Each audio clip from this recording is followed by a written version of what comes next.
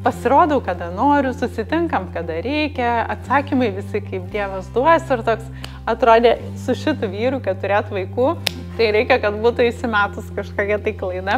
Su Kamilyte tai man yra, tikrai, tai pasakysiu dovana. Mes turim bagažinį dviratuką, turim paspirtuką. Važiuojam sulčių, pasiemam kokį mažiuką skaniuką, renkamės kavinukę. Ar jinai, pavyzdžiui, važiuojam kartais į Senamiestį, kartais į Akropolio, kartais į salą. Aš, kadangi jau esu užauginus vieną vaiką ir skaitau labai sėkmingai, tai turiu tokias taisyklės. Tu esi per minkštą. Man atrodo, mūsų Kamilytė yra iš tų vaikų, kuriam negalima nieko kategoriškai pasakyti. O Mindaugas nori, taip pasakiau ir viskas. Man atrodo, kad mano technikos veikia geriau. Sveiki, šiandien dienos podcastas bus apie sauskelnes ir mes tiesiog pakalbėsim, kaip mes tvarkome su maža mergaite, kas iš tikrųjų keičia sauskelnes, kas kuo rūpinasi, kaip dalinamės atsakomybę. Ir aš, žinokit, labai norėjau padaryti šitą podcastą. Kodėl? Mindaugas iš tikrųjų geras tėvas ir aš taip sakau jam. Bet, yra ir bet. Šitą irgi turiu priekaištą. Aha, tai pasirodo, pakalbėsim apie juos viešai. Tai va, o šiaip tai jums patiks mergina šitas podcastas ir iš karto galite sodinti savo vyrų šalia, nes kas? Norėsis kai kuriuose vietose, jo požiūris iš tikrųjų vaikų auginimą fainas ir į atsakomybę fainas ir jūs norėsit, kad jūsų vyrai būtų išgirdę šitą podcastą. Tai jau dabar galit kažkaip... Mano požiūris atėjo iš tavęs. Tu galėsi sublizgėti. Iš tikrųjų, kai aš su juo susipažinau, tai aš neįsivaizdavau, kaip su juo reikės auginti vaikus, bet taip konkrečiai... Tu net neįsivaizdavai, kad iš vis mes galim... Ne, bet jau... net nelabai ir planavai čia. Bet jau tada, kai pradėjom kalbėti apie vaikus, jau po 10 metų kartu. Jeigu buvo vyras, kurio aš tikrai neįsivaizdavau keičiančios sauskelnes ar kažkaip tai buvo Mindaugas. Kodėl? Nes, tu pats atrodė labai vaikiškas, toks atrodė. O, Dieve. Toks nesubrendęs. Bet aš žinau, kad taip net bijau nueiti tą praeitį. Papasakok, aš dabar net pats tiesiog jisai buvo toks, pasirodau, kada noriu, susitinkam, kada reikia, atsakymai visi kaip Dievas duos ir toks atrodė su šitu vyru, kad turėtų vaikų, tai reikia, kad būtų įsimetus kažkokia tai klaida, kuri galbūt pas mane tada ir buvo. O kas blogai su požiūriu kaip Dievas duos? Tai tiesiog flow. Dėl to flow man ir buvo toks nerimas. Važiuosiu kaip... Bet iš tikrųjų, jisai visai nerodė jokių požymių, kad jam patiktų vaikai, jisai... Nepatiko. Nemoka jų pakalbinti, jisai greičiau susinervuoja, jeigu aplinkui yra vaikų. Aš iš vis nelabai moku žmonių pakalbinti, aš tiesiog geriau tyliu. Šiandien aš jam sakau, tavo tie juokeliai, jisai iš tikrųjų labai taip, gali kandžiai kartais pajokauti. Ir man kaip tik pagadina mano visus komunikacijos dalykus. Bet, žinot, viena draugė man sako, vyrai neturi būti labai šmaištus, neturi būti labai faini, nes tada jos labai greitai nuneš. Tai, kad tavo juokeliai nėra patys geriausi, aš skaitau kaip plius. Ir man sako, žinai, tu gerai, tu taip pratilėgi. Ne, aš jam kartais sakau, kai susitinkam su naujai žmonėm, tu neskubėk laidotų juokelių, kol jie tavęs nepažįsta. Ir šitas tau pasiteisino, ar ne? Gerai, pampersai. Pampersai, sauskelnės. Tai tau atrodė, kad aš nelabai, ne? Bet tai aš su Emagi draugavau. Su Ema tu draugavai, bet žinot, kai Ema jau didesnė, tai daugiau toksai draugystė tokia. Bet koks jisai bus kaip tėvas, žinot, kai turi 10 metų jaunesnį, meilužį būkim atviri ir paskui pradedi galvoti, koks jisai bus tėvas, tau kažkaip, tie vaizdai iki galo nesusieina. Tai aš nesakau, kad čia buvo labai protingas sprendimas. Gerai, kad man taip neatrodė. Bet kažkas viduj man pasakė, kad viskas su juo bus gerai ir su juo viskas buvo gerai. Ir dabar kartais aš, kai nueinu pas draugėm, jinai man sako, Rūta, aš kiekvieną dieną matau, kaip Mindaugas kelia Kamilą į kėdutę, kaip jie kažkur važiuoja, paskui grįžta. Sako, kaip tu tai padarei, kad vyras tiek daug laiko skirtų vaikui. Tai kokia tavo filosofija? Ir jisai, kai gimė Kamila, buvo labai juokingai, nes jis iš karto užėmė tokią poziciją, kad I will handle it. Jisai turi šitą dalyką. Jisai, pavyzdžiui, aš esu jau turėjus vaiką, bet jeigu tu kur nors ten esi su Mindaugu ar naujoj šalyje, ar pasigimdai vaiką, jisai pradeda taip spinduliuoti tokią energiją, kad jisai geriau žino, kaip galima susitvarkyti su situacija. Tai, Mane ligoninė apmokė. Aš tiesiog taip įsižiojęs klausiau, jin man rodė, ką daryti ir aš išmokau. Tai ko dar ten? Ir jisai tada jaučiasi, kad jisai yra pagrindinis. Ir aš galiu jai parodyti, kad jinai gal kaip geriau padaryti. Ir buvo labai įdomu, nes, pavyzdžiui, pirmą mergaitę aš auginau, labai daug laiko auginau pati, man labai daug padėjo mama, tai aš turėjau visai kitokį formatą. Bet, pavyzdžiui, su Mindaugu, pradžia jau buvo tokia, kad man buvo padarytas Cezario pjūvis ir aš buvau tokia, Gulėjau lovai. Tai jisai kažkaip kaip pasikūrė nuo pat pradžio, tai dar dabar nežinau. Tai va, tai Mindaugas keičia labai aktyviai savo skelnes, ne? Ir jisai labai aktyviai dalyvauja Kamilos visam auginime, gyvenime. Tai mūsų dabar kasdieninė rutina kokia yra, aš to pasakysiu. Va taip, pavyzdžiui, dažniausiai rytais yra jų laikas. Ne, jie iki 10 mes taip išsiruošiam, aš einu į darbus, jisai valo jai dantis, tada jie stovi prie spintos, Kamila renkasi rūbus. Aš Kamilytei rodau, sakau, gal tu šiandien norėtum tą? Ne. Ne. Ir jisai, žinokit, labai kantriai stovi prie tos spintos ir aš kai kartais pamatau, kaip Kamila išeina iš kambario. Dabar jinai turi tokią vienaragio suknelę iš labai daug sluoksnių. Ir jinai turi tokį lankelį irgi su tokiu dideliu ragu. Ir kartais, kai jie išeina iš kambario, jau apsirengia eit, aš Mindaugui sakau, ar tu tikrai nori, kad jinai taip eitų? Bet tu kažkaip atstovi. Šitas rūbelis būna toks tikrai most challenging. Bet man kažkaip visada taip net spaudžia širdį, kad jisai jai duoda tiek daug laisvės. Aš duodu jo, man, ką galvoju, tai nori tokia viso pusta, ten spalvas įvairiausios. Tokia, Ir jie eina kartu į parduotuvės, paskui visur. Ir Mindaugas grįžta namo, sako, šitą outfitą tai reikėjo jėgų atstovėti tikrai. Tai Kamila niekad nežino, ar jinai tą dieną bus princesė, ar jinai bus bitė. Ar jinai bus vienaragis, vienu žodžiu, ir jie tarėsi. Ir čia yra jų rytinis laikas, per kurį jie nežinau. Tai tu papasako, ką tu darai su jais. Ir jo, iš tikro, man faina. Tikrai aš nenorėjau tų vaikų ir aš tikrai negalvojau apie juos. Aš labai greit viską susakiau, tai jis dabar jums tokiais etapais. Gerai. Tai aš apie tai net negalvojau, aš tikrai jų nemačiau kaip kokių labai fainų dalykėlių. Ir kaip Rūta sakė, aš ten nekomunikuodavau. Tai kaip ir nebuvo, kaip pamatyta, ne? Bet su Kamilyte tai man yra, tikrai, tai pasakysiu, dovana. Ir man kiekvieną dieną, aš nežinau, iš kur tas atsirado, bet gal pas visus tėvus daugiau mažiau būna, kad aš tikrai, kaip praeitam podcast'e rašinėjom, aš tikrai, taip nuoširdžiai džiaugiuosi, kad aš turiu jai laiko. Mes turim bagažinį dviratuką, turim paspirtuką, važiuojam sulčių, pasiemam kokį mažiuką skaniuką, važiuojam kavos. Renkamės kavinukę. Ar jinai, pavyzdžiui, važiuojam kartais į senamiestį, kartais į Akropolio, kartais į salą. Jinai jau žino. Paskui važiuojam, jeigu geras oras, su dviratuku, arba kartais nori su paspirtuku. Tai yra tokie kalniukai ten saloje, tai mes pro juos, arba į senamiestį, ten tada yra žaidimo aikštelė, jai patinka. Jeigu prastesnis, tada sakau, gal važiuojam į žaidimų kambarį, tai kur? Ar į tą ar į tą? Paskui važiuojam, einam kartu pavalgyti, tai mes taip ir sukam tas 3 valandas. Jie turi savo tokias rutinas, o mano būna iki pirmos laikas skirtas darbam, aš susiplanuoju savo turinį, atrašinėju ten laiškus, tiesiog toks būna mano labai darbingas laikas. Aš dirbu nuo 2 kažkur, tai ir mes taip pat pasiskirstam. Paskui apie 1 valandą mes pasikeičiam, aš tada migdau Kamilytę.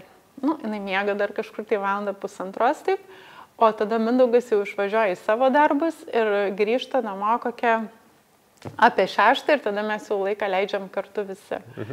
Tai va, dar mes turim kitą mergaitę, nežinau, ar matėte mūsų podcastuose, tai va, jinai vyresnė, jai 15, tai jinai labai dažnai būna mokyklai, turi savo reikalus, bet dar į tarpus kažkur mes dar su ją, kai kuriais rytais leidžiam laiką kartu ir toks, kad būtų kokybišką laiką visiems. Tai mūsų rutina yra tokia, kad mes paskui susitinkam apie 6 vakare ir daug investuojam iš tikrųjų į geresnę mitybą, tai aš beveik visada darau vakarienę ir tada vėl važiuojam, pavyzdžiui, apsipirkti. Dabar manęs labai dažnai merginos klausia ten, kokia jūsų filosofija.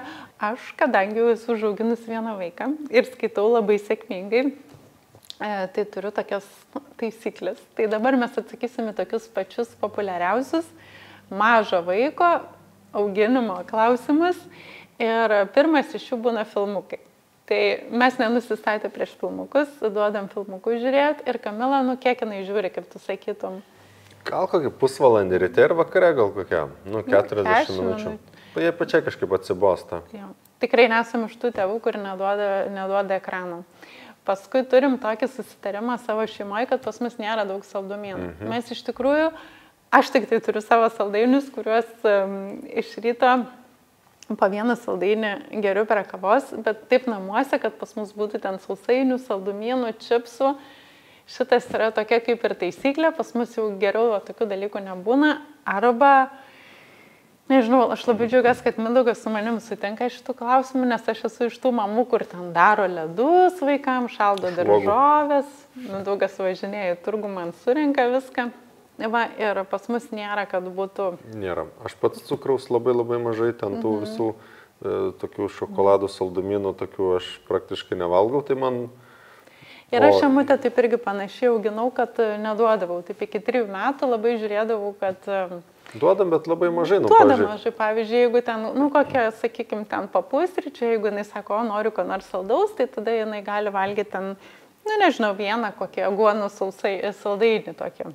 Mes, pavyzdžiui, važiuojame į kokią kavinukę, pasiemam sulčių, pasiemam ten po vieną mažą saldainuką ir kažkaip ir suvalgom. Tai nėra tokio, kad ten visą plytą dabar. Šitą mane išmokino močiutė, nes kiek aš atsimenu savo močiutę, tai būdavo, tai pavyzdžiui, jinai ateina į balių ir visi gauna po tokį didelį gabalą torto, o močiutė mano sakydavo, man mažą gabaliuką. Ir net jeigu jai įdėdavo didelį gabalą torto, jinai paprašydavo kitos lėkštės ir įsidėdavo savo tokį, koks jai tikdavo. Ir aš kažkaip šitą visada žiūrėdavau ir močiutė būdavo vienintelė, kuri, pavyzdžiui, būna ten Kalėdos, Velykos, kuriai po to neskaudėdavo skrandžio.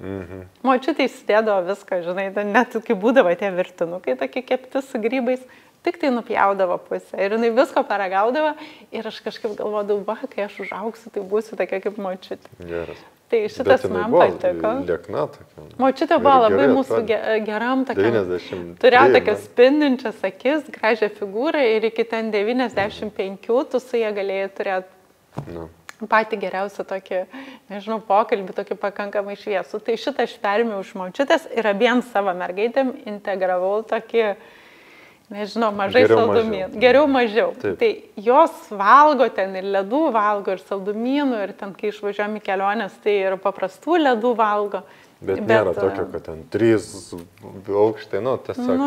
Daugiau taip pusė vieno būtų, jeigu ten... Aš irgi už tą, kad neperspaust. Tai va, kažkaip dabar Emutės ten mityba, tikrai nėra labai gera, bet jinai netgi, kai aš jos neprižiūriu, stengiasi laikytis to 70% gero maisto, o 30% jau kas papuola. Tai dėl šito nesipykstam? Dėl šito nesipykstam. Pykstamės dėl tokių dalykų tik tai, kas liečia vaiko auginimą, kad... Žinai, kas esi, tu esi per minkštą. Dažnai. Man atrodo, mūsų Kamilytė yra iš tų vaikų, kuriam negalima nieko kategoriškai pasakyti. Jinai, žinokit, dar yra principingesnė negu šitas. Jeigu jai tik tai truputėlį taip griežčiau, ką nors pasakai, jinai iš karto nuliūsta ir jinai, taip labai sureaguoja. Man atrodo, kad su jie reikia labai taip lankščiai. O Mindaugas nori taip pasakiau ir viskas. Nėra, taip pasakiau, aš irgi mokausi, aš matau, kad jai tas į kitą pusę nusvyra. Aš irgi mokausi. Bet Emutė buvo iš tų vaikų, kurios gali paspausti, daryti taip, kaip tu nori. Kamila, jinai geriau užsidarys kambarį ir jinai sėdės 1 valandą laiko ir jinai parodys principus, bet tu jos nepalauši. Vis tiek yra tam tikros ribos, kurios turi būti ir jos turi būti tokios, kur, nu, va, taip, va, bus. Man atrodo, kad šitoje vietoje tau reikėtų pasitemti. Pastaba. Aš žinau, kad tau tas nelabai, bet, nu, mano požiūriu, kad tu tos vaikus esi linkus išlepinti. Taip. Nenurodyti jiems aiškios ribos. Ant mūsų mergaičių neveikia šitas ribas ir man atrodo, kad mano technikos veikia geriau. Aš iš tikrųjų esu mylimesnė.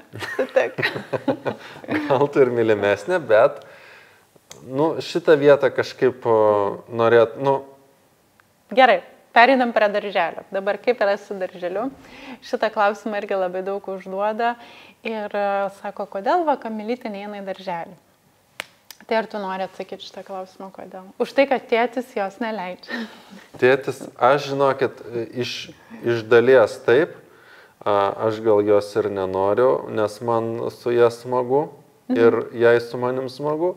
Jinai gauna komunikacijos ten su kitais vaikais ir žaidimų kambariuose, ir einam į svečius, kur būna vaikai, tai jinai tikrai tau bendravimo jai netrūksta. Ir tiesiog, vat, Amutė, jinai buvo labai anksti pasirengusi eiti darželį ir jinai buvo tokia, nu, ištroškus tų socialinių santykių. Su Kamila truputėlį kitaip, jai geriau yra šeimos aplinka, taip. Ten močiutė, seneliai, brolis, mano brolio vaikai ir mes labai džiaugiamės, kad galim jai leisti tokią aplinką.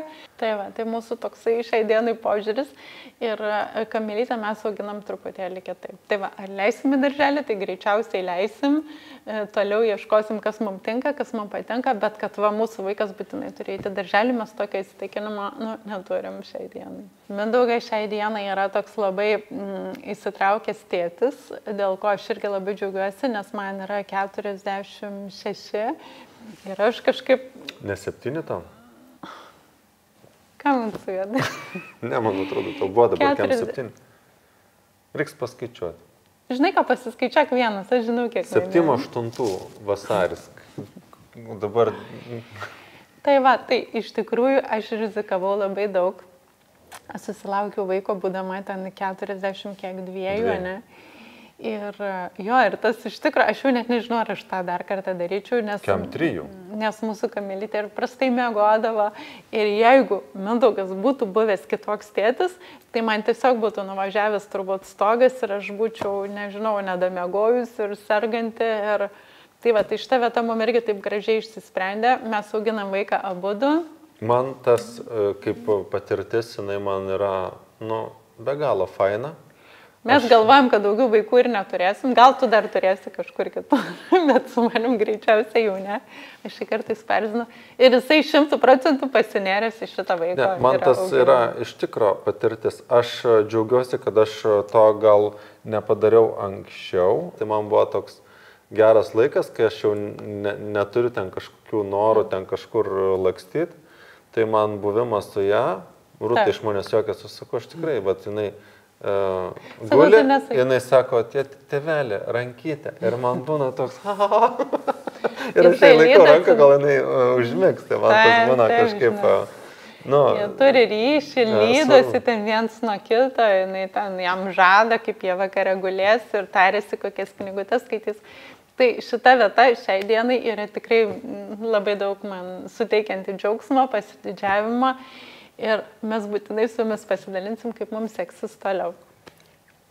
Tai va, tai parašykit, koks jūsų požiūris į vaiko auginimą. Ar jums, pavyzdžiui, labiau patinka vaikus greičiau išleisti darželį, ar galbūt patinka juos laikyti namuose, ar kažkas pasiteisino, kažkas ne.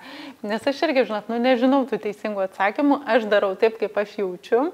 Su Kamila mes jaučiam būtent taip. Ir aš nežinau, gal aš, žinot, ten pradėsiu leisti mokyklą, susimsiu už galvos ir sakysiu, jėtus, kiek jinai serga, ką dabar daryti. Tai bet aš, žinot ką, aš nebijau klyst ir aš šiai dienai tik dalinuosi savo požiūriu, kuris šiai dienai mums tinka. Tai va, tai lauksim labai jūsų komentarų. Ačiū, kad esat kartu ir susitikim kitoj laidoj. Ate.